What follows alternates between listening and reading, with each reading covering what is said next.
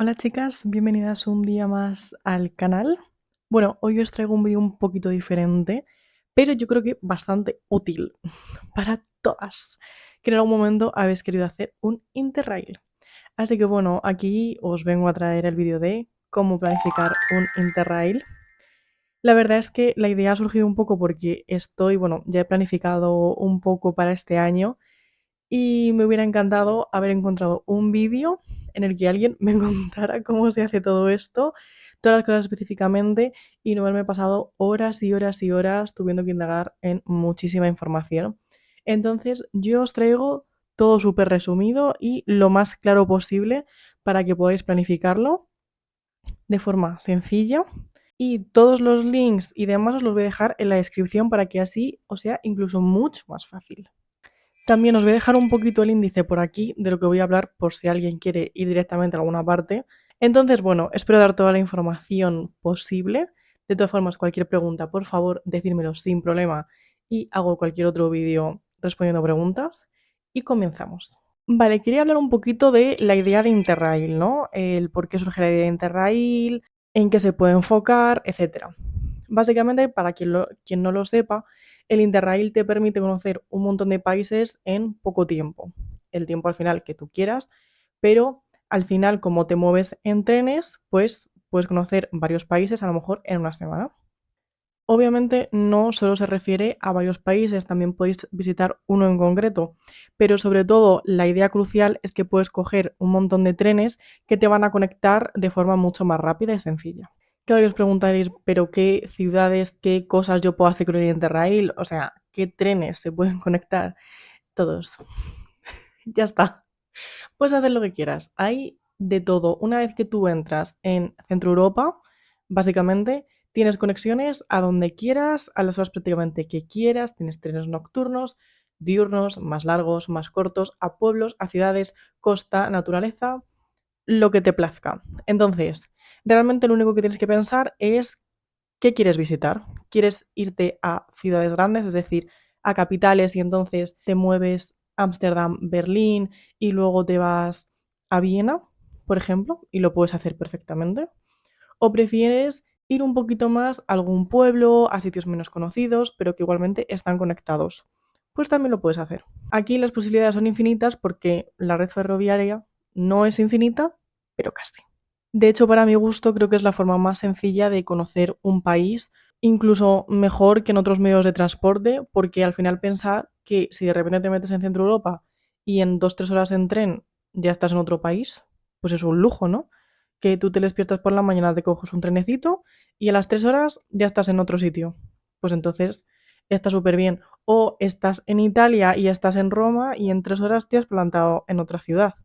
Al final tienes muchísima flexibilidad y muchísimas opciones. En cuanto a quién está dirigido, a ver, al final aquí lo puede hacer quien quiera, adultos, jóvenes, quien quiera.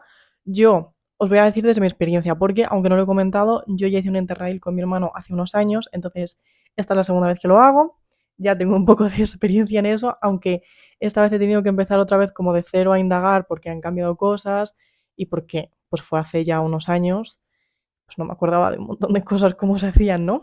Pero desde mi experiencia, obviamente el Interrail es un poco paliza y tienes que ser una persona, yo creo, un poco aventurera, que le guste, pues eso, moverse en tren, tirarse unas cuantas horas en el tren, que le encante patearse una ciudad y ir un poquito a matacaballo, porque normalmente no sueles tener como mucho tiempo de disfrutar de la ciudad, porque vas a ver muchas, ¿no?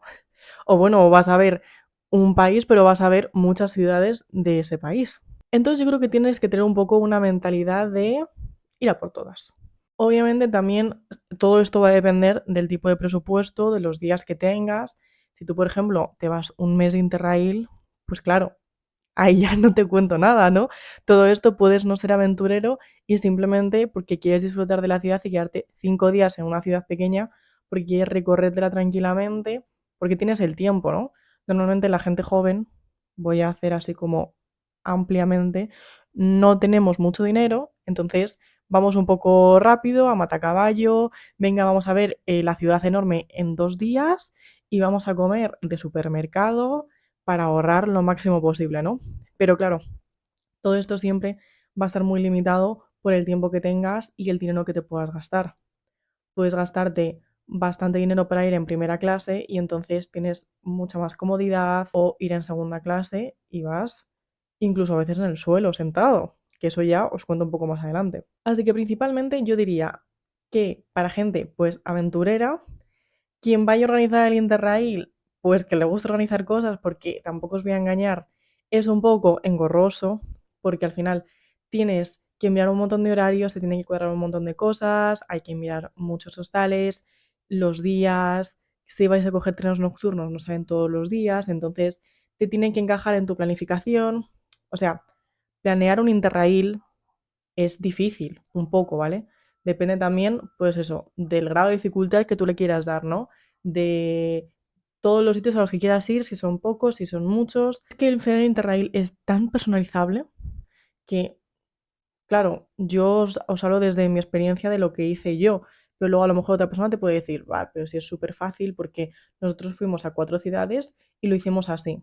Pues claro, cuanto más lo enrevesas, al final más se te complica. También quiero hablar bastante del número de personas para hacer el Interrail. Una vez más, hablo desde mi experiencia. Cuando yo hice el Interrail con mi hermano, éramos 2 personas, mi hermano y yo. Y para mí fue lo mejor del mundo porque no tienes que coordinarte con nadie más. O sea, vamos los dos a lo mismo. ¿Vamos a esto? Sí. ¿Que no? Venga, y nos poníamos de acuerdo muchísimo más fácil. Yo sé que hay gente que va en grupos muy grandes de amigos y demás. Yo personalmente no lo recomendaría, pero porque siempre tienes que cuadrar los gustos de mucha más gente. Al final piensa que un Interrail es para poder disfrutarlo al máximo, que te vas a dejar también bastante dinero y que son muchos días en los que tienes que convivir con personas que a lo mejor no están en sintonía con tu idea de viaje. Entonces, para mí lo más importante es que tengáis la misma filosofía viajera. Es decir, que todos a lo mejor seáis de patear la ciudad y no coger casi transportes, que todos seáis de tal, porque si de repente uno dice, ay no, es que yo ahora estoy muy cansado y quiero tomarme un café durante 3 horas, y luego en cambio la otra persona dice, no, no, es que nos falta por ver todo esto y a mí me apetece seguir haciendo cosas.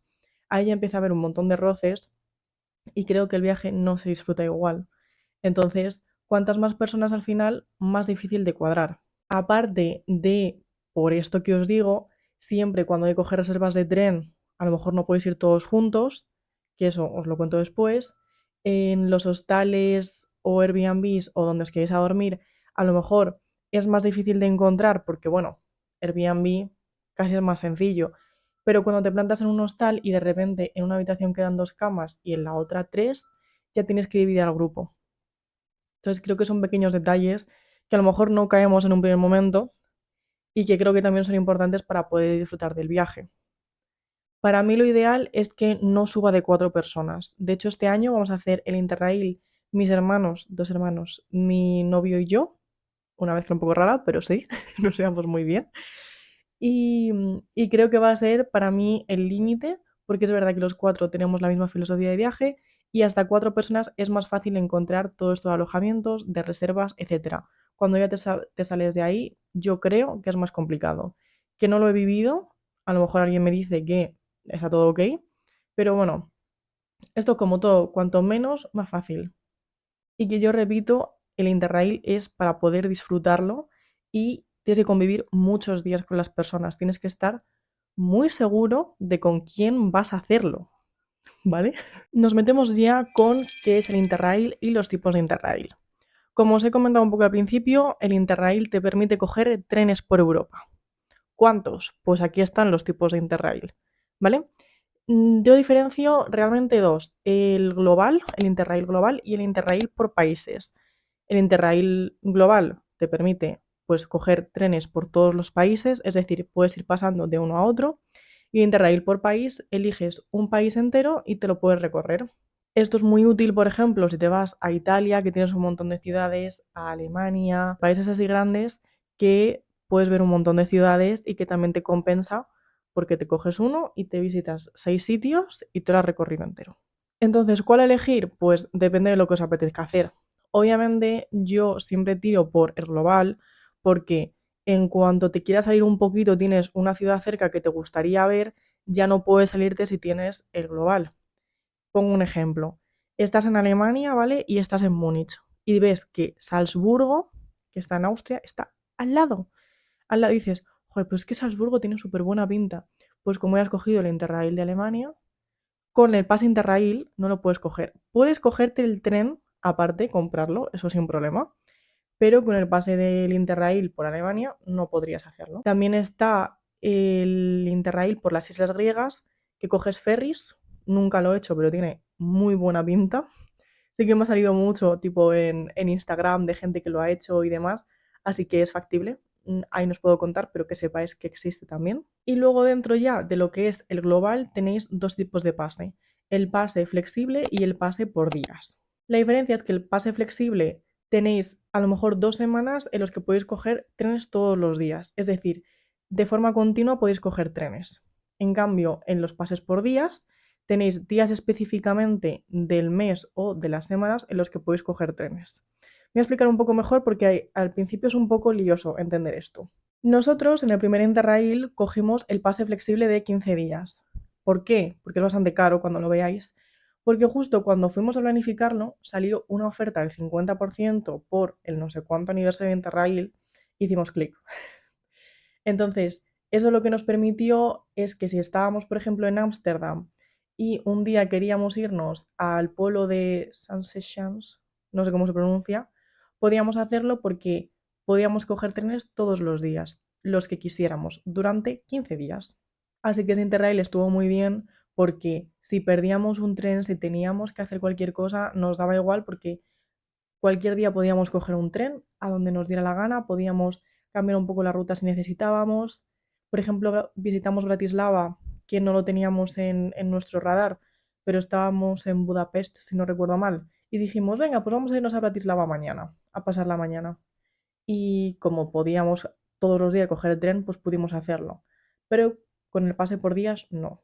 El pase por días es un poco más barato porque puedes coger trenes solo días específicos.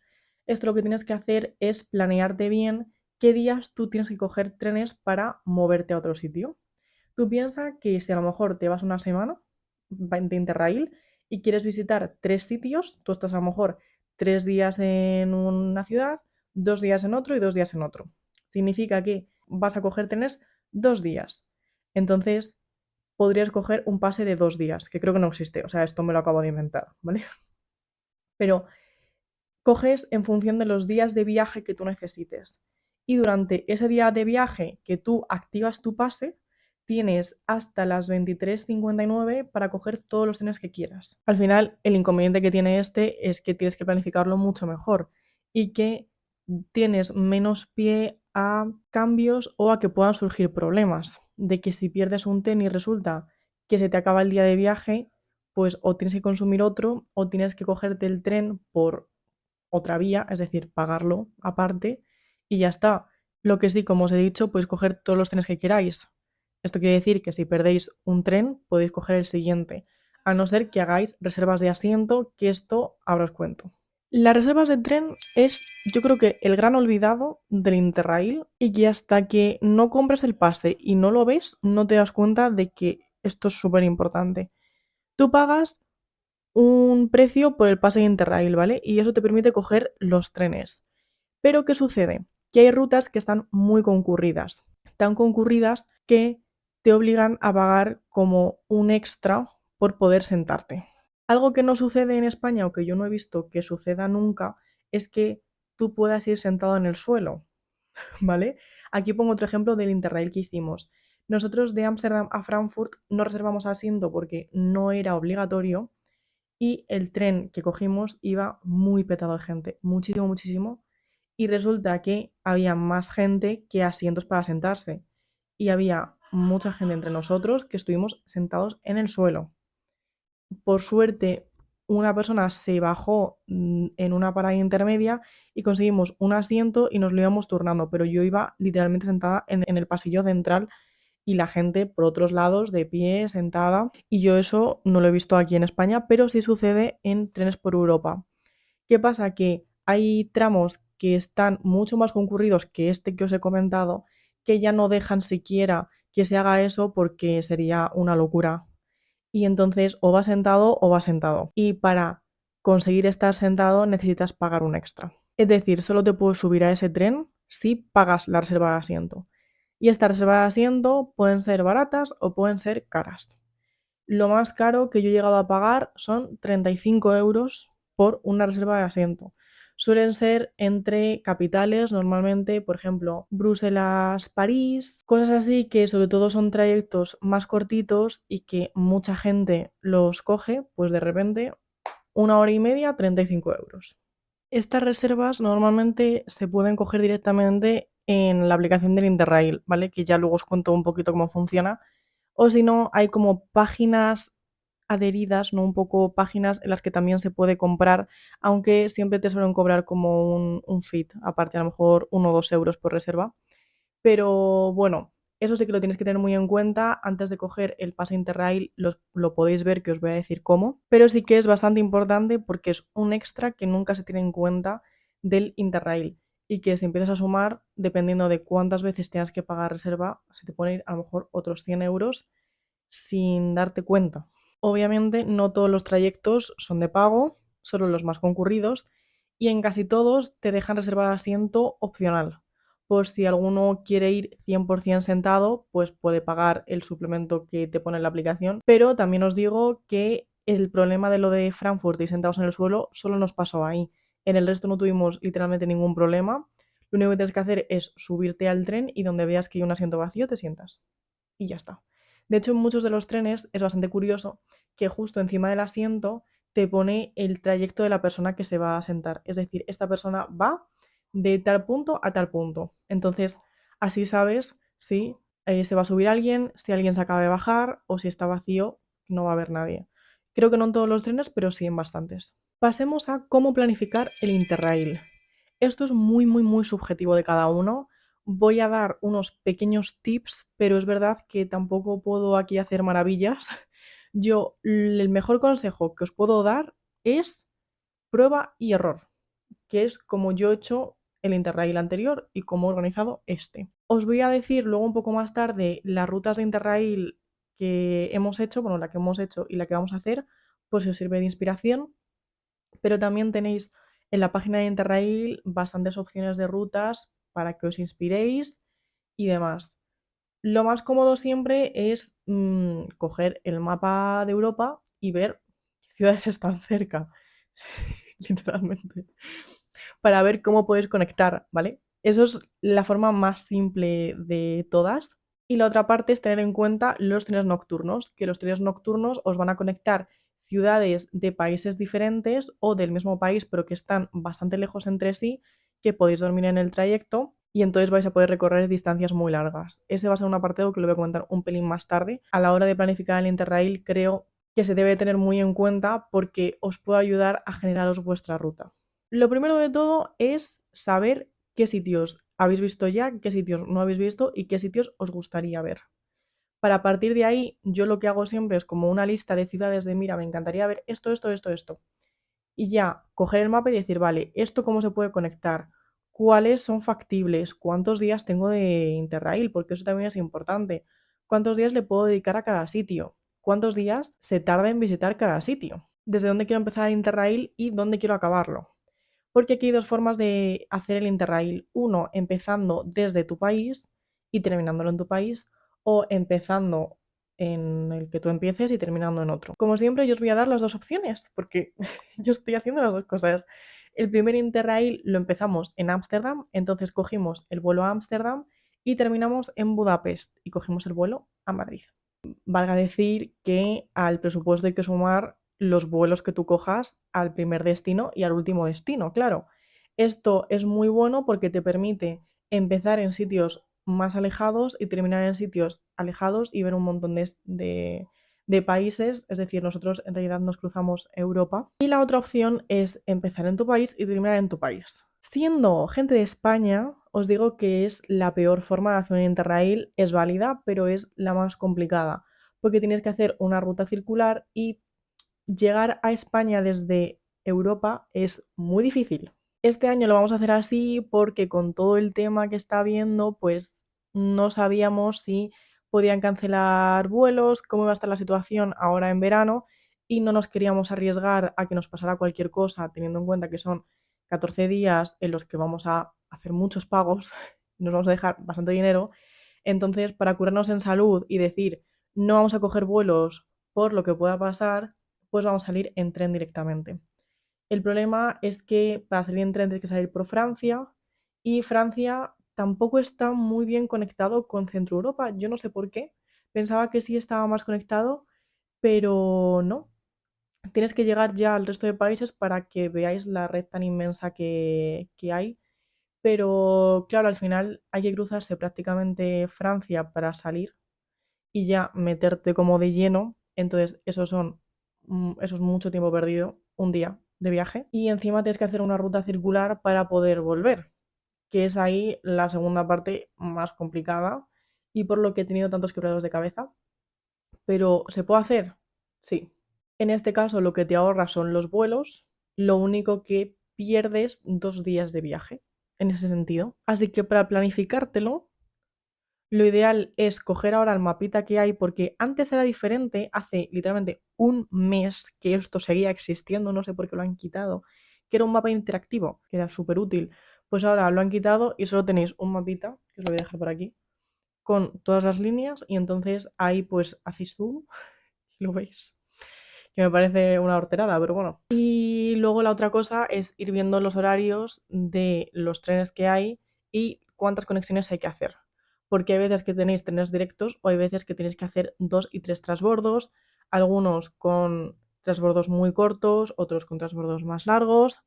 Entonces ahí tenéis que ir jugando un poco. Es verdad que cuando sean capitales las conexiones son más sencillas, entonces a lo mejor los cambios son menores. Cuando os queréis meter en ciudades un poco más pequeñas, ahí siempre se complica un pelín, pero vamos, que es muy sencillo. Lo único es lo que os digo, prueba y error, ir mirando cómo se va de Berlín a Múnich, porque queréis cruzaros a Alemania. Pues ponéis en el buscador, voy a dejar por aquí el vídeo, Berlín, Múnich. Ponéis el día que iríais, la hora a la que queréis salir, más o menos, y os salen todos los horarios que tenéis con el tren, si hay que hacer transbordos, si es necesario la reserva. O sea, toda la información la tenéis ahí y no tenéis aún que comprar ningún pase, ni que iniciar sesión, no tenéis que hacer nada. Y a partir de toda esa información os podéis ir gestionando vuestra ruta. Como os he dicho antes, lo de los trenes nocturnos también es importante. No todos los trenes nocturnos os van a aparecer en esta aplicación de Interrail. Bueno, no son aplicaciones, como la interfaz, ¿vale? Pero la aplicación es prácticamente igual. No sé por qué no salen todas las combinaciones, por eso voy a hacer un apartado aparte, pero sí que a veces cuando ponéis salida a partir de las 8 de la tarde, sí que os sale como que hay algún tren directo. Como os digo, no siempre. Entonces es bueno que lo busquéis en las ferroviarias oficiales, pero podéis tener un chequeo así rápido. Para que os hagáis una idea de ejemplos de itinerarios y también que a lo mejor a raíz de este ejemplo podáis buscar cómo han sido los transbordos y que os hagáis una idea, pues os voy a decir el itinerario que hicimos nosotros y el que vamos a hacer. Nosotros empezamos en Ámsterdam y eso de Ámsterdam fuimos a Frankfurt. Es verdad que en Ámsterdam hicimos 2 o 3 excursiones, una fue a San Sechans y otra a Zandam, si no recuerdo mal, creo, y otra a un destino de playa que no recuerdo el nombre.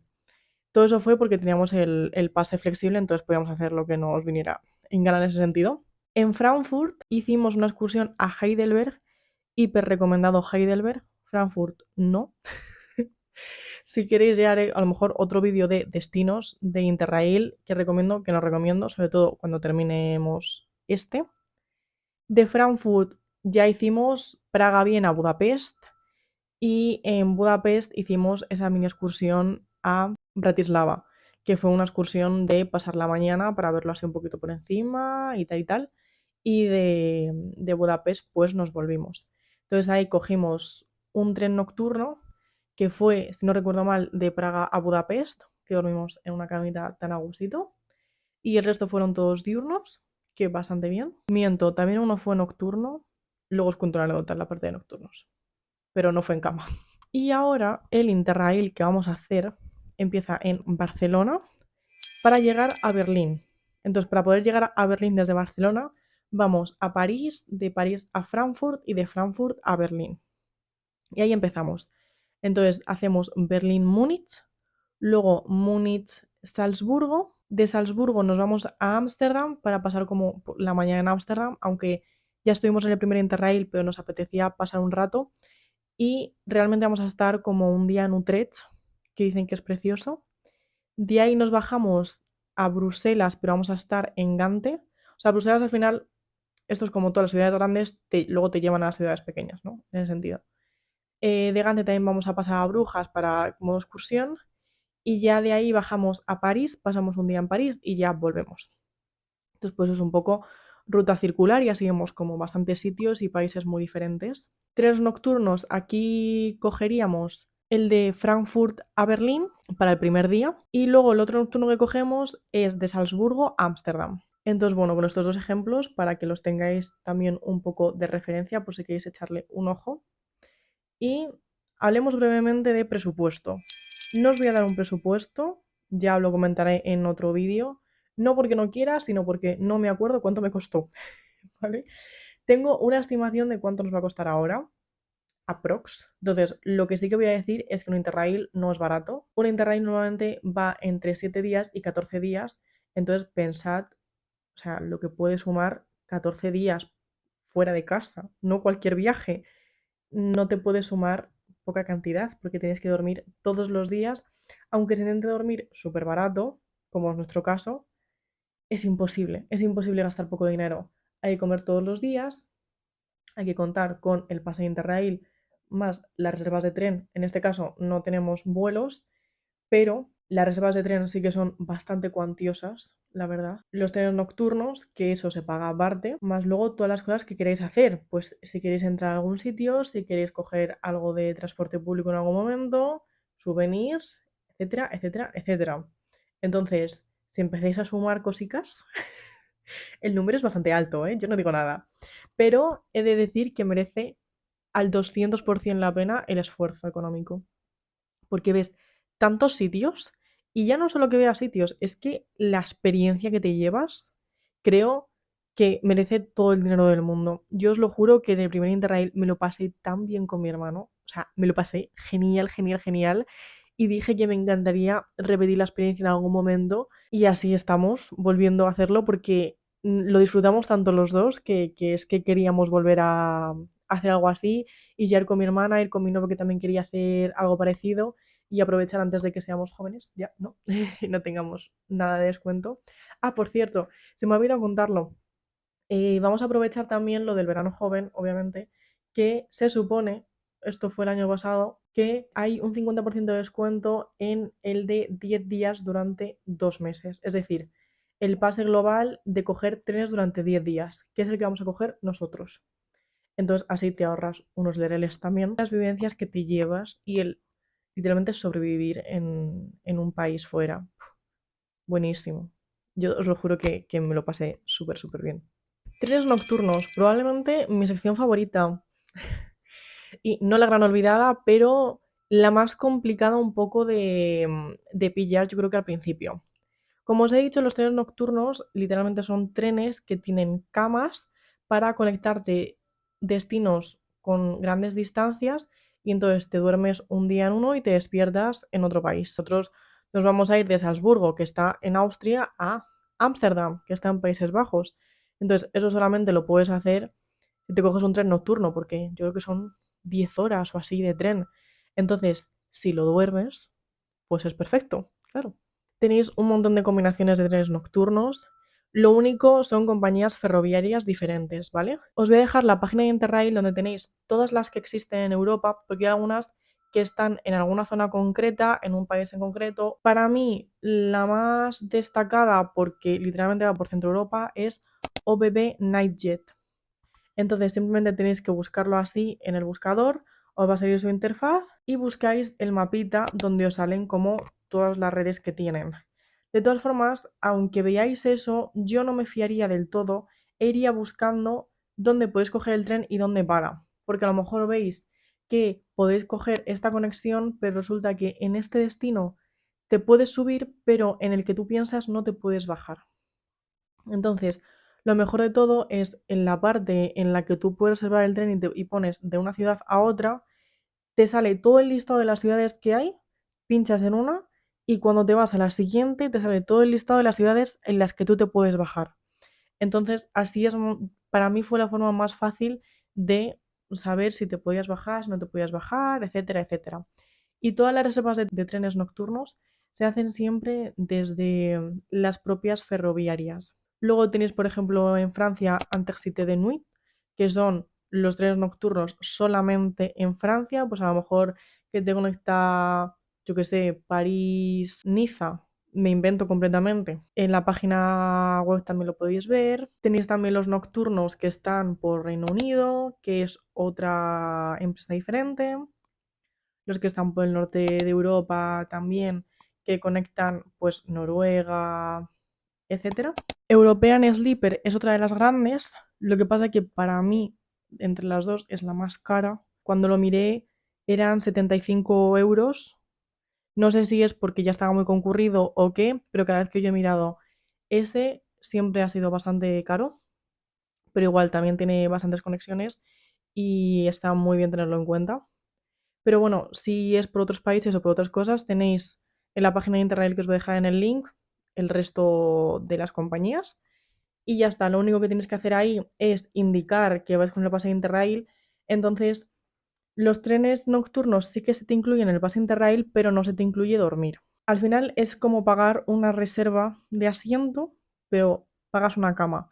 Es verdad que también podéis reservar asiento y dormir en un asiento. Esto depende de lo aventureros que seáis. Yo, claro, os cuento la anécdota. Nosotros lo hemos hecho, ¿vale? Porque yo cuando hice el primer Interrail quise buscar Frankfurt-Viena, creo que fue, en tren nocturno y lo compré. Dije, ya está. Pues al poco de comprarlo, no sé si al día siguiente o algo así, me di cuenta de que lo había comprado mal de fecha, porque los trenes nocturnos al final son muy engañosos porque a lo mejor empiezas a las 2 de la mañana y claro, eso ya es del día siguiente y tú estás pensando en el día anterior, etcétera. Y cuando quise comprar en otro día ya no quedaban plazas, en el día que nosotros necesitábamos. Entonces yo me llevé la mano a la cabeza y dije, oh Dios mío. Y la única solución que había era hacer trayectos nocturnos, haciendo cambios y durmiendo en el tren, literalmente. Entonces, pues yo recuerdo estar a las 2 de la mañana con mi hermano en la estación de Frankfurt, que miedito, la verdad. Y dormir en asiento, bueno, dormir o intentarlo. Y yo creo que tuvimos que hacer como uno o dos cambios y fue toda la noche en asiento. Obviamente no lo recomiendo porque no duermes, pero estas opciones son muy baratas. A ver, nosotros, o sea, no fue tren nocturno, fueron trenes normales, pero en asiento. Luego, los trenes nocturnos con asiento creo que son un poco más cómodos, pero no lo sé. Sí que tenéis las dos opciones, cama o asiento. Entonces, la cama te puede ir desde 35 euros hasta 75 o más. Depende de lo concurrido que esté, de la fecha, etcétera, etcétera. También hay que tener muy en cuenta los trenes nocturnos que no salen todos los días, la mayoría. Entonces tenéis que ver qué días operan. A lo mejor este trayecto solo opera los lunes y miércoles. Entonces, a la hora de haceros vuestro itinerario, es importante que os cuadre. Y luego ya para subirte al tren nocturno, lo único que te piden es tu billete, que cuando tú compras el tren nocturno te dan un billete y que tengas activo tu pase Interrail con tu QR, porque eso gasta obviamente el día de viaje. Vale, ya llegamos al final y ya esto es súper, súper breve. Creo que más o menos lo he dicho todo. Pero bueno, ¿dónde dormir? En un Interrail. Como vengo diciendo en todo el vídeo, depende mucho del presupuesto de cada uno. Si quieres ir low cost, obviamente, hostales. La mejor plataforma para esto que yo recomiendo es Hostelworld. Entonces, los hostales, dependiendo de tal, te puedes salir por 20 euros la noche, te puedes salir por 40. Pero bueno, pues en camas compartiendo con gente, sin problema. Luego, Airbnb también, aunque sí que he notado que últimamente los Airbnbs, cuando los está mirando para ese Interrail, están mucho más caros que cualquier otro sitio, cosa que me ha sorprendido mucho. En el anterior Interrail, en Frankfurt, por ejemplo, cogemos un Airbnb, pero que era dormir en el salón de una señora, de la casa de una señora, tenía un sofá cama y dormimos nosotros y ya está.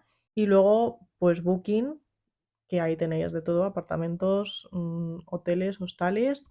Nosotros combinamos un poco los tres en ese sentido. Pero obviamente yo siempre recomiendo hostales, también se vais un poco con la cosa de conocer gente y demás, es lo mejor porque va todo gente joven, mucha gente también que está haciendo el Interrail. De hecho, así nosotros el año pasado conocimos en Budapest a una chica y un chico de Corea, majísimos, que nos hicimos sus amigos y la verdad que fuimos a comer juntos, tal, no sé qué, y estuvo muy guay. Y luego ya por último, el tipo de equipaje. Yo aquí os voy a dar mi más sincera opinión, que es ir con una mochila. Hay gente que dirá, ¿y no te llevas una maleta? La maleta también es cómoda. Pues a ver, yo creo que es muy incómoda. Sobre todo pensad que la maleta la tienes que ir arrastrando por todos lados, todos lados. Estáis muchos días, maleta para arriba, maleta para abajo, que si ahora te vas andando desde el centro hasta el hostal y tienes que ir tracatá, tracatá, tracatá con la maleta. En cambio, llevar una mochila aunque pese un poco, es muchísimo más cómoda para llevar, para dejarla en un sitio, ponértela, subirla. Los hostales, por ejemplo, también porque ocupa menos espacio, no tienes que estar abriendo la maleta y demás.